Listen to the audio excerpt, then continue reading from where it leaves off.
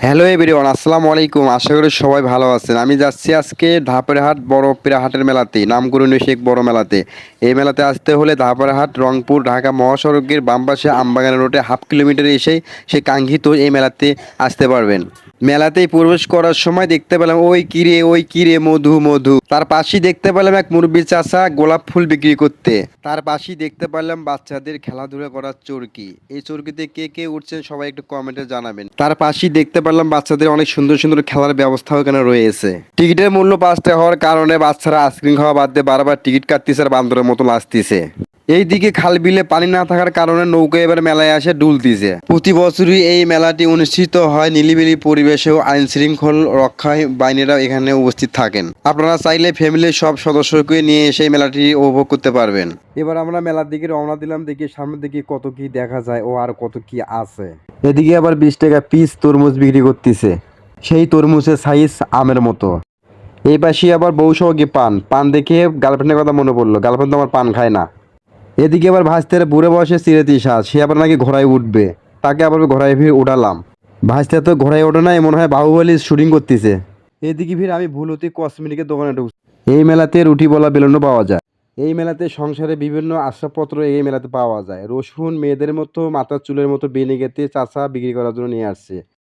এই মেলাতে এই রসুন পাইকারি দরে বিক্রি করে। সামনে কুরবানি ঈদ, এই ক্রেতারা দ্রুত এই রসুন কেনাকাটা করতেছে। এই মেলার যে মেইন আকর্ষণ পীরহাটের মেলা, সেই পীরের মাজারের দিকে আমরা এখন রওনা দিচ্ছি। মাজারের পাশে একে দেখতে পারবেন পুকুর। এই পুকুরের পানি ঘোলা হলেও এই পুকুরের পানি অলৌকিক কিছু রহস্যময়। এই পুকুরের পানি খেয়ে যে মানাছিনা করবে তার মনের আশা পূরণ হবে। এই পুকুরের পানি ঘোলা দেখে যে ঘৃণা করবে তার সঙ্গে সঙ্গে অসুখ হবে। যাই হোক, আমরা অনেকক্ষণ মেলাতে ঘোরাঘুরি করার পর অনেক টায়ার হয়ে গেছে, অনেক ক্ষুধা লেগে গেছে। এই মাজারে যেহেতু পোলাও মানাছিনা করে সবাই, যাই হোক আমরা এখন পোলাও খাচ্ছি। আমার এক বন্ধু এখানে পোলাও মানাচিনা করার জন্য নিয়ে এসছে। সে আমাদেরকে দেখার পরে সে পোলাও আমাদেরকে খাইতে দিল, আমরা পোলাও খাচ্ছি। দশ দর্শক বন্ধুরা, যে পাশে যে বড় গাছটি দেখতে পাচ্ছেন, এই বড় গাছের পাশে হচ্ছে মাজার। এই মাজারে সবাই পোলাও মানাচিনা করে। এখানে পোলাও সবাই মাজারে কিছুটা পোলাও রাখে আর কিছুটা পোলাও আত্মীয় স্বজনদেরকে খাওয়ায়। যাই হোক আমরা এখন পোলাও খাচ্ছি। আর এই মাজারটার আশেপাশে অনেক প্রচুর মানুষ এখানে আসে, তারা এই পুকুরের পানি খাওয়ার জন্য বা পুকুরের পানি বাড়িতে নিয়ে যাওয়ার জন্য। এই পুকুরের পানি খেয়ে মানাচিনা করার পরে সবার মনের আশা আল্লাহ তাআলা পূরণ করে। যাই হোক আমাদের পোলাও খাওয়া শেষ, এখন পানি খেতে হবে। আমরা এই পুকুরের পানি সবসময় এসে খাই। প্রত্যেকটা বছরই এই মেলাতে আমরা এসে পুকুরের পানি খাওয়ার জন্যই আসি। এই পুকুরের পানি ঘোলা হলেও কেউ ঘৃণা করে না। আর যে ঘৃণা করবে তার সঙ্গে সঙ্গে অসুখ হবে। আমি এখন পুকুরের নিচে নামলাম, নামার পরে আমি একটু পানি খাবো, খাওয়ার পরে একটা বোতল ভরাবো। এই বোতল ভরে আমি আবার নিয়ে আসবো। এসে এই বোতলটা আবার বাড়িতে ও ভাই নিয়ে যাবে। সে আমাকে বলল, ভাই একটু পানিটা বোতলটা একটু ভরে নিয়ে এসো। যাই হোক আমার পানি খাওয়া শেষ, আমি এখন বোতলটা ভরাইলাম। ভরার পরে এখন উপরের দিকে উঠে আসবো। উপরের দিকে আরিফুল, আমার ভাস্তা, ওরা দুইজন ওয়েট করতেছে এই বোতলের পানি ওরা খাবে। যেহেতু ওরা নিচে আসেনি, আমি নিচে আসলাম। আমার বোতল ভরা শেষ, আমি এখন বোতলটা নিয়ে উপরে যাচ্ছি। এখন আমি পানির বোতলটা ওদেরকে দিব, ওরা এখন খাবে।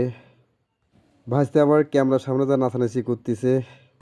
দর্শক বন্ধুরা, এই পুকুরের পানি এতটাই কার্যকারিত যে অলৌকিক যেই পানি, এই পানি যে মেলাতে যে আসবে সে একবার হলো সে পানি খাবে। খাওয়ার পরে সে পরিবার পরিজনদের জন্য সে বাসায় নিয়ে যাবে। বাসায় যদি কোনো অসুস্থ রোগী থাকে, মানাসিনে করে এই পানি খাওয়ালেই সে সুস্থ হয়ে যায়। মাজারের আশেপাশে দেখতে পাচ্ছেন প্রচুর পরিমাণ মানুষ, মহিলা ও পুরুষ।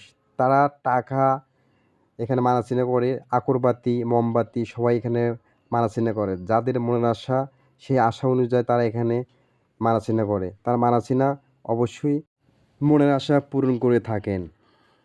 দূর দূরান্ত থেকেও মানুষ এসে এই মাজারে এসে জিয়ারত করে যান। এবার আমরা মেলায় ঘোরাঘুরি করার পরে এবার মাছ হাঁড়িতে আসলাম। এই মেলাতে নাকি বিখ্যাত বড় বড় মাছ পাওয়া যায়।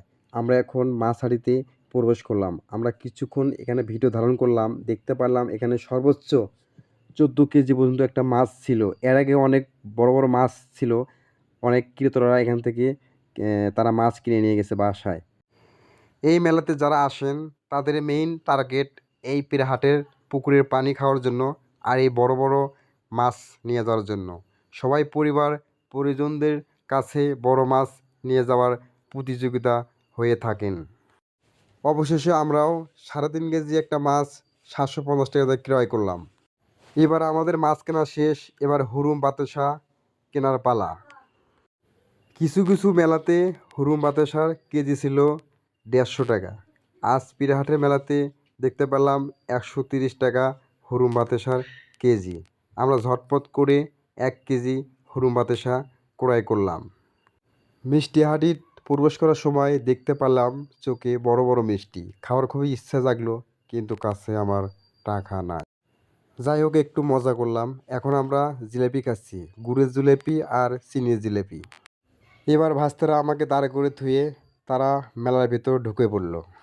বন্ধুরা, ভিডিওটা এই পর্যন্তই ছিল। ভিডিওটি ভালো লাগলে লাইক কমেন্ট শেয়ার করবেন। যারা এখনও চান্দু টিভি পেজটি ফলো করেননি, ফলো করে পাশে থাকবেন।